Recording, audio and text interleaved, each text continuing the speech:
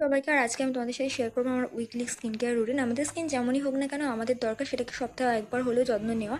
আর তার মধ্যে সেটাও আমি করছি পুরোটা হোমমেড রেমেডি দিয়ে, কারণ আমি মনে করি সবসময় ফেসিয়ালটা করা উচিত না। আর যারা মেইন কথা টিনেজার আছো তাদের কিন্তু ফেসিয়ালে অনেক সময় সাইড এফেক্ট দেখাচ্ছে, এটা হোমমেড রেমেডির ক্ষেত্রে দেখা যায় না।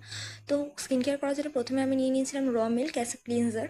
তো করার পরে আমি এখানে স্ক্রাবার হিসেবে ইউজ করেছিলাম চালের গুঁড়ো আর তার সাথে র মিল্ক, যেটা হোয়াইটেক্সের জন্য তো খুবই উপকারী, কেননা এটা আমার হোয়াইটেক্স আছে আমার সরাতে সাহায্য করেছিল। আর লাস্টে আমি কিছুটা বেসন, দই, মুলতানি মাটি আর মধু দিয়ে তো কিছুক্ষণ ভূত হয়ে 10 মিনিট ছিলাম, মানে প্যাগ আর কি, ওটাই বলতে চেয়েছি। আর তারপরে ছিল আমার এভারেস্টের পিল অফ মাস্ক, যেটা আমি ইউজ করেছিলাম। এটা ইউজ করতে বা তুলতে আমার তো খুব স্যাটিসফাইং লাগে, কিন্তু যাদের বড় চুল আছে তাদের ক্ষেত্রে এটা বিরক্তিকর হয়ে যায়।